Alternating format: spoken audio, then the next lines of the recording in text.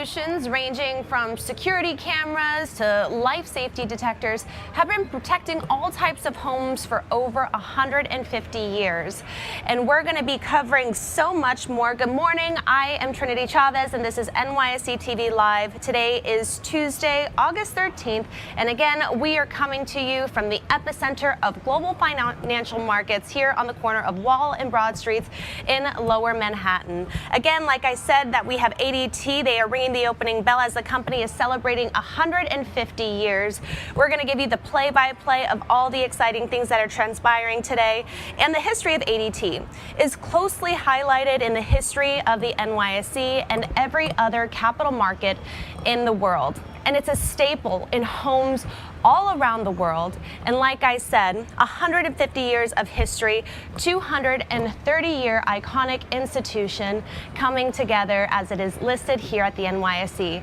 But again, its storied history is because of the company's founder, Edward Callahan. He revolutionized the world of finance when he unveiled the stock ticker in 1867. This transformed the market communications by making it possible to quickly transmit market information across the United States, significantly narrowing the gap between Wall Street and Main Street. And in just a few months, well, actually just a few months prior, Callahan founded the Gold and Stock Telegraph Company, and its goal was to make a timely price information more available by sending it directly to brokers' offices via telegraph. Here's a peek at one of those stock tickers for the Gold and Stock Telegraph Company from the NYSE collection, taken from the 1880s. On April 5th, 1874, it was a fateful day for not only the eventual creation of ADT, but following a break in that night, Callahan had begun developing a telegraphic security system whereby a network of in-home and in-business call boxes would connect a district office from which the police, the fire department, and other services would be contacted. American District Telegraph was incorporated shortly thereafter in Baltimore on August 14, 1874, nearly 150 years ago to the day. ADT's direct relationship with the NYSE began shortly thereafter, and the ADT name first appeared on the NYSE stock list in 1892. ADT listed on the NYSE again in 1969, prompting the company to expand internationally with the influx of capital. After an acquisition by the Hawley Group and a merger with Crime Control in the 1980s, ADT was renamed and relisted on the NYSE in 1991 as ADT Limited. After another acquisition by Tyco, ADT returned once again to the NYSE for the most recent listing in 2018. Now, ADT solutions ranging from security cameras to life safety detectors have been protecting all types of homes over its 150-year history, including more innovative models. And speaking of which, I recently spoke with the CFO of Boxable about how his company is on a mission to revolutionize the housing industry, the inspiration behind Boxable's unique approach, and how they are convincing stakeholders of their innovative concept. Let's take a look.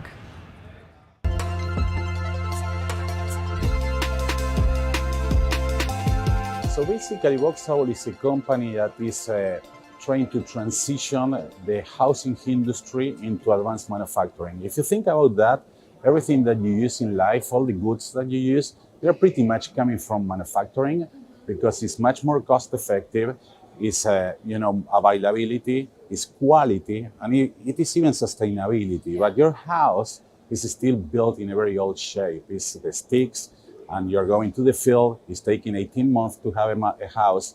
Right now we have 3 facilities in Las Vegas, and we're doing 2 houses per day. So you can see that you can go faster, better quality, better cost, is much more affordable. So what sets this concept apart from your competitors on the market? Most of the houses that you see in the market, like in the online portals, they are not really house. They are not in compliance with the modern house legislation, which is a main challenge because the permitting in US is extremely fragmented. So it varies substantially from one state to the next one, at federal level, at local level. So in order to be able to build a house that is meeting the code, it's not easy. Indeed, to us, it took us all 2023 in order to be approved in the first state, which was Arizona. Late in 2023, we are now in California. I'm happy to announce here also that we were approved in New Mexico. We are working very close to do it in Texas and Nevada, and we're also working with the rest of the states. But in reality, there is only very few companies that they are approved as a modular house, able to deliver a house that meet the code and you can live in the house. Are there any specific markets that are more viable than others? What we sell is a building system, so we call it boxes, because it doesn't matter where you live in a square or in a rectangle. That's your bathroom, that's your bathroom, that's your living room. So our boxes, they can connect and they can stack. And so basically doing that, you can build everything that you want from a single family house. And even in the future, long run, we're going to be able to build apartments buildings, right? So with our solution, you can attack every single part of the market. What would you say the price ranges are for a boxable house? Right now, the product that we have, which is our 19 by 19 box, is including the casita model. This casita model is a 361 square feet studio. It's a 60K, and it is including appliances. And upon delivery, you can actually do the installation very fast. Now getting back to ADT, the company put its stamp on homes across the U.S. with the rollout of its iconic yard signs in 1991. And now the company is getting smart when it comes to protecting people's homes with technology. In 2020, the company announced a partnership with Google, and the collaborative effort has been integrating Google's hardware and services with ADT's DIY and professionally installed smart home security solutions to innovate the residential and small business security industry. Meanwhile, the company's most recent earnings call, CEO Jim DeVries elaborated on the company's ADT Plus platform, which he told investors in the foundation on which the company will innovate and build for the future. He specifically addressed one solution in particular. The company is branding it as Trusted Neighbor, which aims to leverage Google Nest's familiar face detection to grant trusted individuals secure and temporary access to their homes. Now, this can be utilized for specific events like package deliveries or water leaks, and the company anticipates that this is hitting the market during the Q3 of this year. Now, to help bolster the Trusted Neighbor feature, DeVries also announced that ADT entered a partnership with smart lock manufacturer Yale. The Yale Assure Lock 2 product is the first smart lock compatible with ADT's Trusted Neighbor. ADT's relationship with Google is not only one example of the company teaming up with major brands. Now, this includes NYSE listed companies as well, like Uber. The two brands joining forces in 2022 to integrate ADT mobile safety solutions into the Uber app for riders and drivers. Uber users in the United States can get live help via phone or text from ADT professional monitoring agents. Now, during that same year, ADT announced a partnership with State Farm, aiming to deliver substantial customer value with smart home technology to detect and mitigate losses related to water, fire, intrusion, and other home ownership related risks. ADT also made news with what was called, quote, non-event that ran through 2023. In fact, the company says that it's one of the biggest wins for its 150-year history. In 2019, major telecommunications carriers announced that they would be shutting down their 3G wireless networks by the end of 2022 to build out the 5G coverage. Now we're going to go to the boardroom now for more of our live coverage, and we're going to be right back. I'm Chris Taylor, Global Head of Listings here at the NYSE. On behalf of all of my colleagues, it is my pleasure to welcome ADT back to the New York Stock Exchange as we celebrate the 150th anniversary of the founding of the company. Congratulations, everyone. Jim, come on up. You want to come up? So Jim DeVries, Chairman, President, and CEO, and today's bell ringer. So Jim, if you think about 150 years of the business that you are in, the amount of change that has happened in the way we communicate just really leads to the conclusion that you've had to transform this business night in and night out to remain relevant and vital to your customers. So thank you for all that you do. Thank you for the New York Stock Exchange. You know, we've been around for 232 years, and the only reason we can lay claim to that history is because of our listed companies. We've had a great relationship over the years with ADT. We truly appreciate it. And we know of only one way to celebrate our companies, and that's to ring the opening bell. So Jim, the stage is yours. Thank you, sir. Chris. Appreciate it. Thank you very much.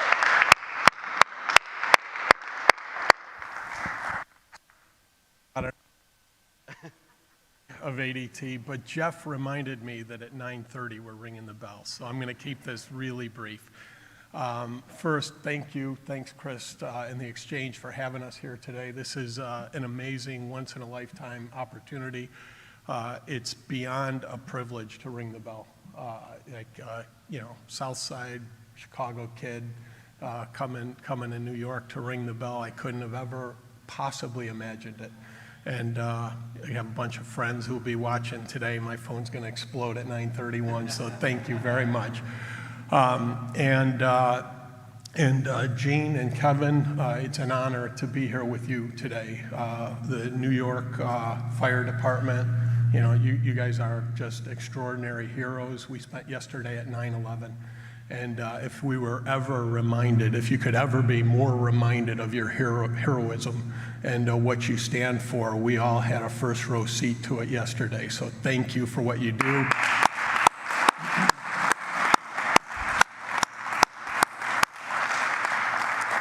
Thank you for what you do, and thanks for coming today.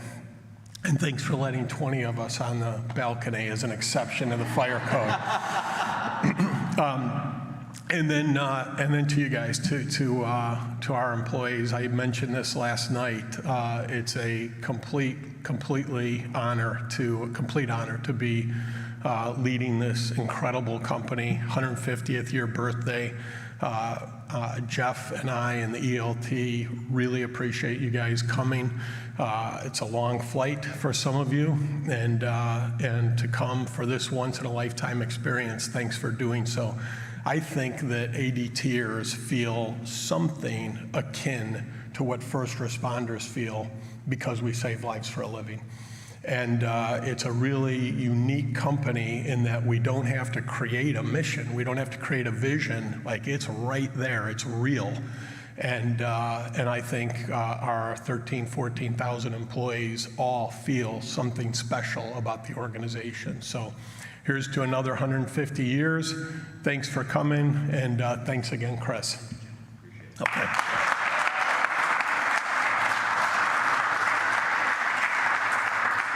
We have a lot of traditions built up over a couple centuries. The most notable, of course, is what we'll do at 9:30 by ringing the bell to open the market. But Jim, we also have a tradition of presenting our bell ringer with a medallion that we strike every morning in the building. So I'd like to present this to you from all of us at the Exchange.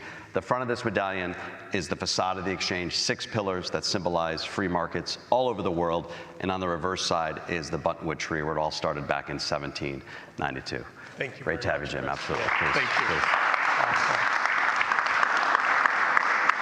Terrific. One more thing. We don't get to do this very often.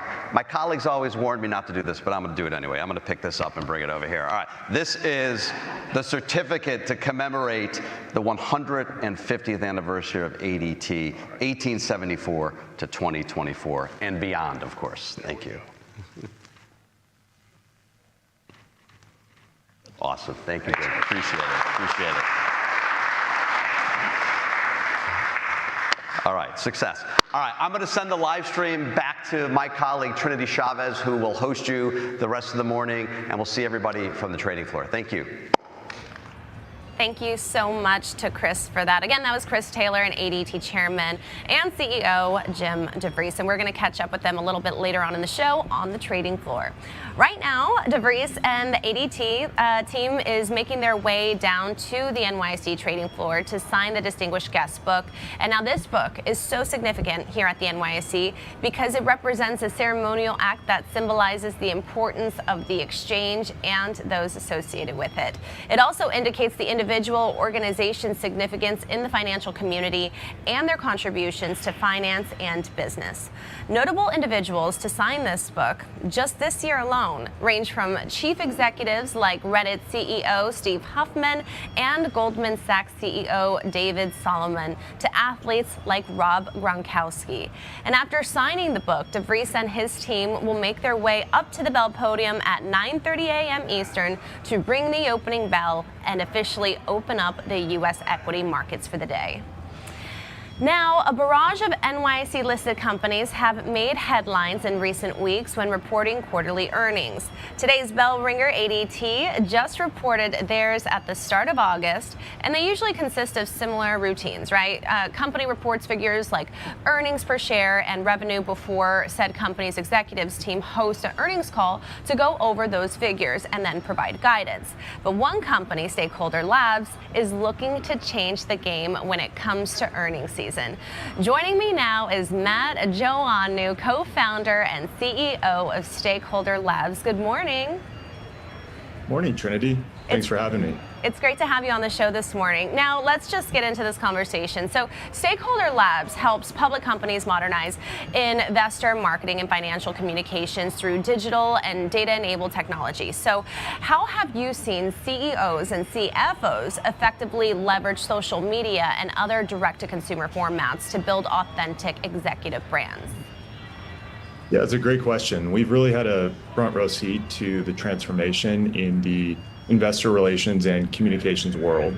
We had a number of great examples this last earnings season. You had Daniel Ek from Spotify walking next to a lake in Sweden after his earnings call, recording vertical video, feels very authentic, very real, talking about earnings, giving a breakdown, and really communicating to the next generation of shareholders. And that's both geared towards retail, but it's also institutional investors.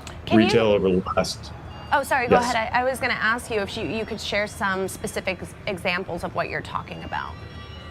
Yeah, so as mentioned, Daniel Ek recording the video after the fact.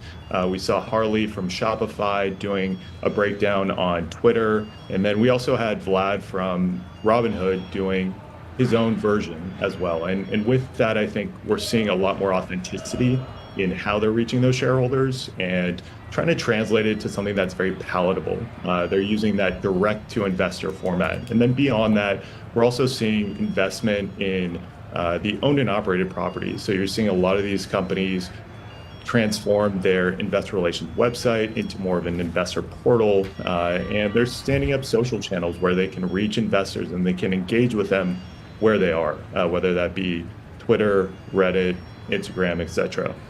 Now, I want to talk more about direct communication with investors with platforms like your after earnings show. How do you ensure that financial results and corporate messages resonate directly with your target audience?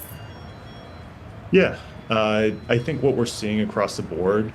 So as you mentioned, we launched a show earlier this year with Morning Brew called After Earnings that allows public company CEOs and CFOs to speak directly to their investors and in a format that is something that people are used to, long form video. And that really gives them a chance to sit down, put a face to the ticker, if you will, and tell their story. And a little bit of that is reviewing what happened on their earnings call, but it's sharing updates, it's giving a feel for the company, it's talking about the executive's journey, and it's giving them that opportunity to speak. And it's hosted by Katy Perry and Austin Hankwitz, who are content creators in the finance world that really are able to speak to millennial and Gen Z investors. Talk to me more about what are some of the key benefits and challenges of this kind of approach? Yeah, it's a good question. So I think in general, it's taking a lot of the same information that they're reporting on in their earnings call, and it's translating it to a new format, to a new channel. Not only do they have the long form video, but they're able to do cut downs where they have 15, 30-second clips that are translating specific messages, and they're able to push that out through social. We're also seeing a lot of companies utilize email, so they might be sending out things like early shareholder emails. Disney sent out a great one last quarter, and within those emails, they're including these interviews, they're including company updates, and translating this all into something that is very digestible for the modern investor. And I think behind all of this, you also have the analytics and attribution. So companies are getting a lot smarter and understanding what content their investors are engaging with, what's resonating, and they're also able to divide that into cohorts. So they understand that certain content might be geared towards younger investors, certain content might be geared towards older investors, and ultimately that's what our software is helping these companies do, is translate this into a world where digital really leads the way in investor marketing and being able to not only push out to the investors, but understanding what they're actually consuming at the end of the day so they can make more informed decisions in the next earnings call or another significant moment for their investors. And how important is it for investor relations websites to evolve alongside corporate brands? And what sort of role does rich media and shareholder authentication technology play in enhancing this sort of alignment? It's critical. So investor relations websites are probably the most important digital piece of real estate that a public company has today. And research has shown that it's the #1 source of truth for institutional analysts. We're seeing more and more retail investors gravitate towards investor relations websites. And ultimately, with all of this, they're turning into more of a portal. So they want to have a lot more engagement with shareholders directly. And in today's world, especially with AI and just the transformation of digital, they want to know who their shareholders are. So verifiability is critical, both on the institutional side and on the retail side. So they want to know when someone comes, who are they? Again, what content are they engaging with? How are they behaving? So that they can make more informed decisions. And this is something that has happened in the digital marketing world with consumer marketing over the last 10 to 20 years, but it's really taking hold in investor relations today. And we're seeing a number of public companies embrace a more modern approach to investor relations in general. Now let's talk about how you go about improving digital analytics, right? So in what ways has Stakeholder Labs improved the tracking of investor behavior from initial interest to becoming an engaged shareholder? And how can companies leverage these insights to refine their investor relations strategies? Good question. I mentioned that a lot of these companies are leaning into their owned and operated properties, and those are great funnels for attribution and analytics. They're also starting to go off platform. So they're looking at social listening. We were talking to Sprout Social's investor relations team the other day, and they're using their own toolkit. Sprout Social is a great social listening platform, and ultimately they're looking at how are they being discussed in different forms, whether that be places like Twitter, Reddit, StockTwits, etc., or just generally looking at headlines and what is the sentiment around their ticker, what's the sentiment around their executives, and how are they using that to inform how they're communicating and what they're able to do to affect that sentiment long term. Well, thank you so much, Matt, for all of those key insights. Thank you again. Thanks, Trini. Have a good day. Take care. Now, as companies like ADT invest more money into technology and smart solutions, cybersecurity also, those risks remain present. Judy Shaw recently spoke with Deep Instinct CEO Lane Bess about how his company is looking to transform cybersecurity and how it's battling malicious AI. Check it out. The challenge has gotten harder and harder. And quite frankly, with all of the technology the companies have purchased and all the customers that I've amassed over those years, I could never say to them, you can actually prevent from getting a cyber attack. And so this to me was the technology company using the most sophisticated AI to do what's most important, protect companies' data. Now, security leaders are turning to AI to fight back against bad AI, but as you like to point out, not all AI is created equal. Tell me more about that. AI is a term that's used very broadly and unfortunately very loosely. So when you place a bet on putting AI in your cyber detection and prevention, it really depends on the models. Most of the models today are older models and they require a lot of training.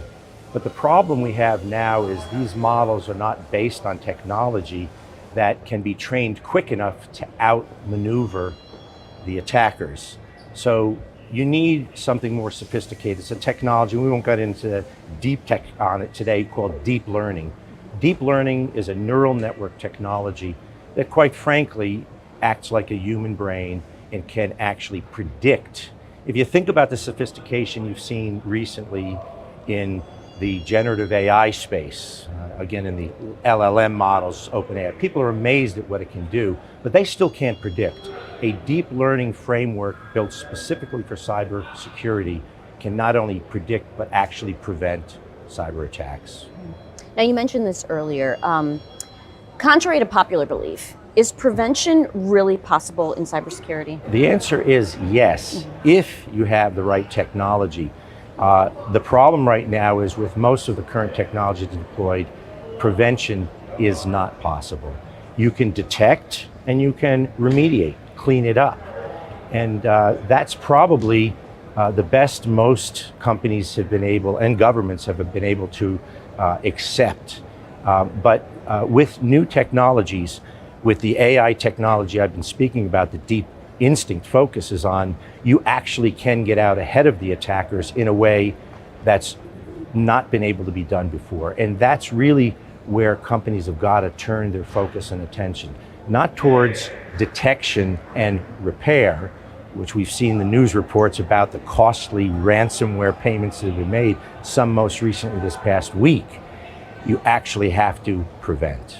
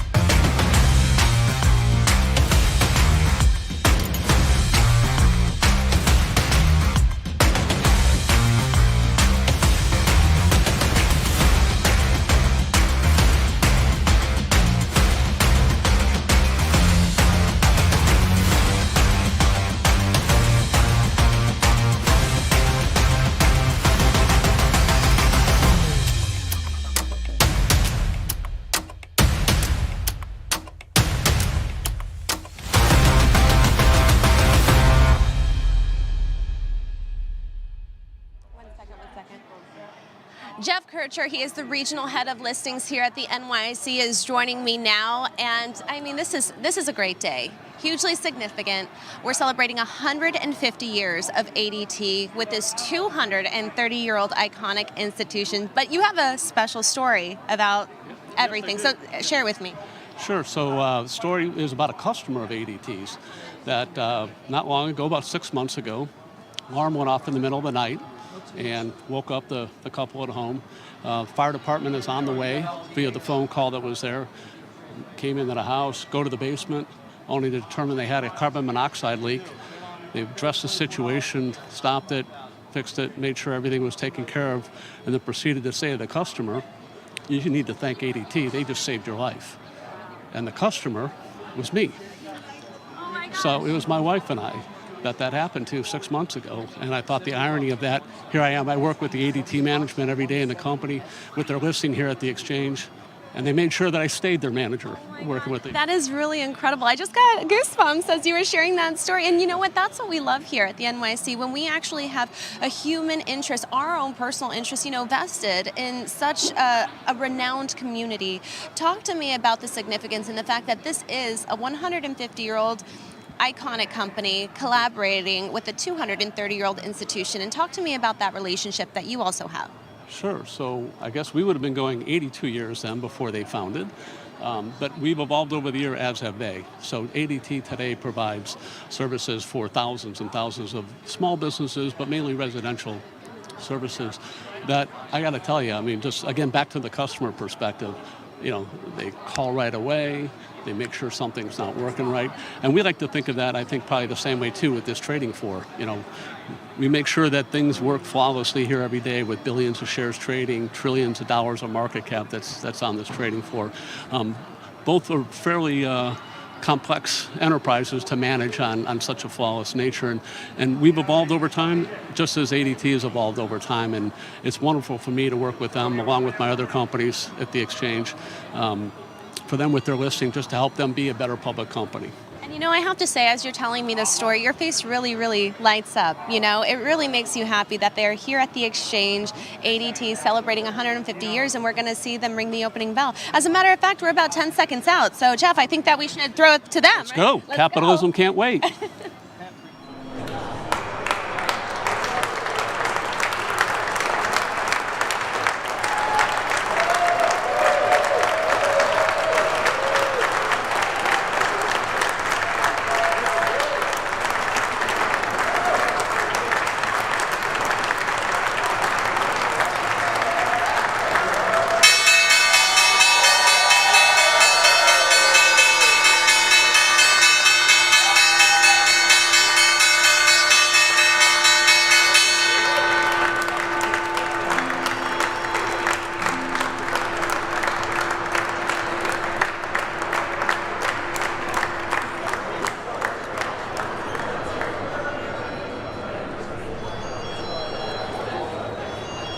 markets are officially open right now, and joining me to talk more about this eventful day is Thomas Hayes. He is the chairman and managing partner and member, well, actually managing member at Great Hill Capital. Good morning. Good morning, Trinity. Thanks for having me today. Absolutely. So let's lead things off with some news that just came in about an hour ago, the release of July wholesale price data. What are you taking away from the fresh data? Well, this was phenomenal for the markets, and the markets like it.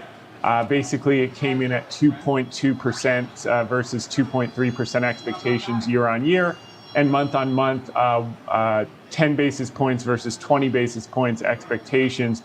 The interesting thing about this report, Trinity, is that 70% of the inflation was energy-based, energy products.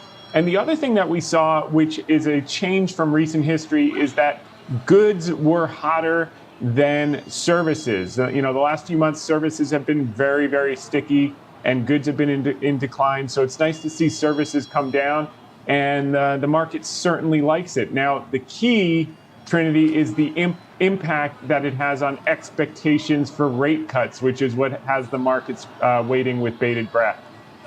So more inflation data arrives tomorrow when the Bureau of Labor Statistics releases consumer price data for July. So what are you pricing out here?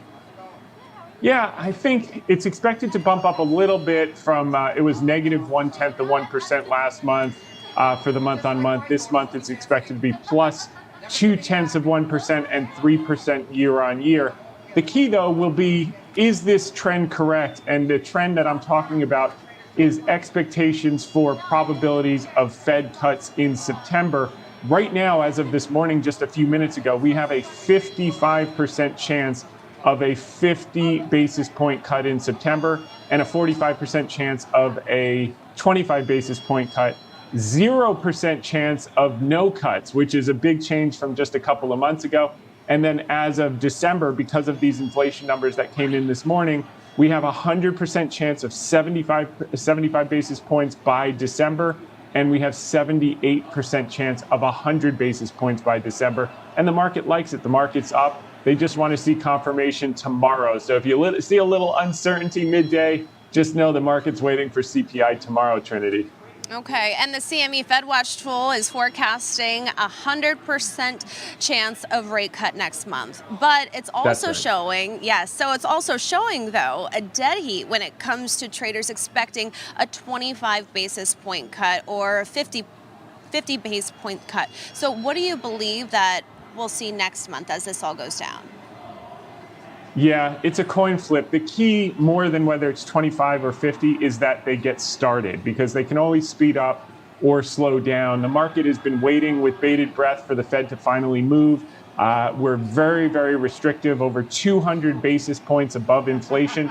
So they have to get started, and they have to adjust as they go along and see the data. So I think that's less important for equities than knowing that they're in the game and they're not going to be too rigid in being data dependent. They have to move before we hit 2%, because if they move by the time we hit 2%, we're already in deflation, and that's a much harder problem to solve.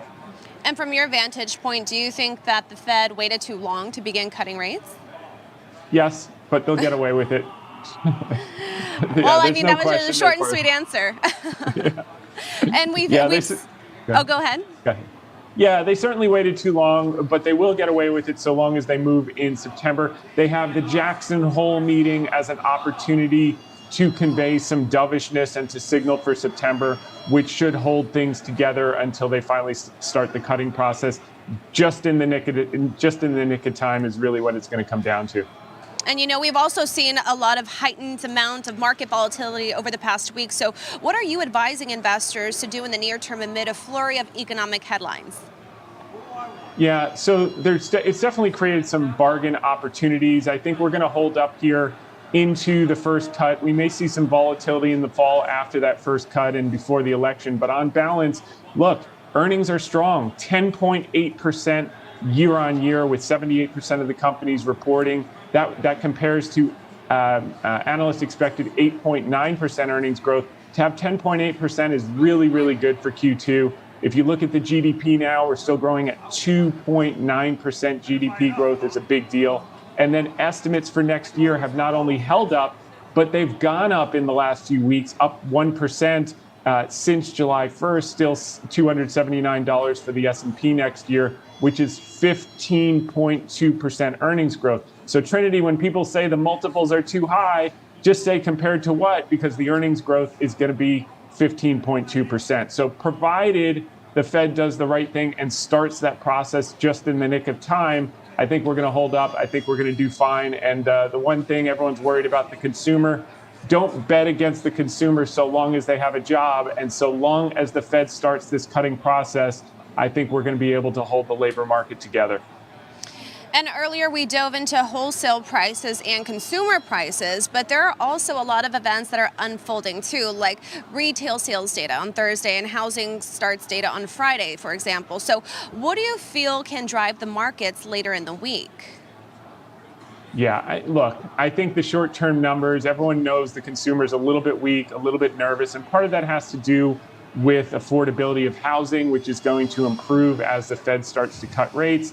Housing starts, you're going to see, they're not going to be great until the Fed starts to cut rates. But once that happens and the consumer has a light at the end of the tunnel, knowing the Fed is on their side versus, continuing to gut punch them, I think that things will move forward in the way that everyone expects, and we'll be able to see earnings reaccelerate. Margins are accelerating, so things are holding on, but the Fed needs to act fast. And as far as the data this week, it's short-term noise in the scheme of a long-term strong economy. A lot of important points right there. Thank you so much, Thomas, for joining us. Thank you, Trinity. And we're about to speak with ADT's head of communications. But first, here's a quick word from the company about how it's always there for homeowners. There for those first days and first steps. That unexpected visit from an old friend, or that moment you met a new one. There for her first big night, and your first night on your own. There for the new beginnings, fresh starts, and here we go agains. Where these moments are made, there is where you'll find us. Helping protect every one of them, every second, with everything we've got. Because for the last 150 years, it's never been about what we're here to help protect you from. It's always been about what we're here to help protect you for.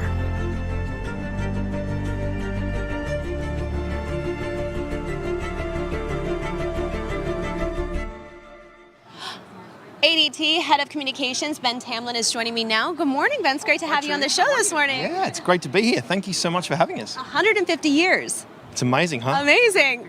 And all eyes are going to be on ADT when they, when they rang the opening bell and everything. That's right. And so how are you feeling right now? Pretty great, yeah. Look, it's very rare for companies to make 150 years. And, I think one of the things that I think is most interesting about ADT is that our original founder actually created the original stock ticker for the New York Stock Exchange. So in some ways, we're coming full circle today to celebrate our 150th birthday. And also, let's talk about the Trusted Neighbor offering, which is expected to roll out later on this year. What would you say our viewers need to know about this product and platform? Look, this is a new offering and a new service offering. We've just rolled out a brand new set of ADT Plus hardware across the country. And this will be the first software-based offering that's going to allow us to be able to invite neighbours into our home to deal with a water leak or walk the dog or perhaps even clean our home. So it's a really great opportunity to be able to provide a very, very secure service and at the same time ensure that our customers and the people that we care most about are as safe as they possibly can be. And this offering was something that your CEO, Jim DeVries, really dove into the Q2 call with investors. But what would you say is the biggest takeaway? Look, we had a really solid quarter. We generated $1.2 billion worth of revenue, which was about a 3% growth year over year. I think what I'm most excited about is what we're doing in the future. I think with the launch of our ADT Plus hardware platform and the launch of Trusted Neighbor later in this quarter, this is the first beginning of a wide variety of net new innovation that you're going to see from ADT over the next coming months and years. And ADT Plus and ADT, you're really leveraging AI and building technology into your business model, right? So talk to me about how you are combating cybersecurity threats in this ever-changing landscape. Yeah, look, I think if the last couple of weeks has been any indication, it's that cybersecurity is a critical part of every single organization's strategy. You have to be incredibly vigilant, and at the same time, you have to develop a really good cybersecurity posture. You know, the CrowdStrike challenge a few weeks ago is a good example. We've also seen other challenges over the last couple of weeks. But I think it's a really, really important part to ensure that cybersecurity is embedded into everything that we do so that we can keep not only our customers but our employees as safe as possible. Absolutely. Well, thank you so much for joining me today, and congratulations again. Thanks again. Take care. Bye. Now, I was just in Las Vegas last week covering the latest developments at Black Hat, one of the biggest cybersecurity conferences in the world. I actually had the chance to catch up with Tay Mayor. He's the chief security strategist at Cato Networks, and we talked about all the findings that there were in the Q2 2024 threat report. Check it out.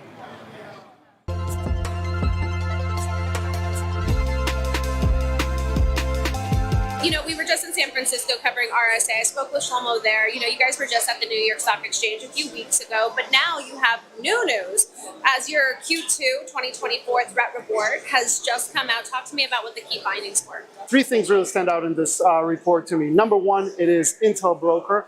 It's a threat actor that's selling a lot of data on the dark web. He's also a moderator on breach forums, really prevalent. Yep. So interesting to look into him. Number two is the usage of Amazon as a brand for phishing and malware cyber squatting. So we think the criminals are trying to capitalize on the fact that Amazon Prime was very big these months. So they're using that brand for their nefarious actions. And the third thing is actually the usage of very old vulnerabilities like Log4j. Attackers are still trying to exploit that and use that, which tells us, hey, it's not just all about the 0 days and latest and greatest. They're using old stuff, which still works. We're seeing more and more companies implement AI, right, into their business model.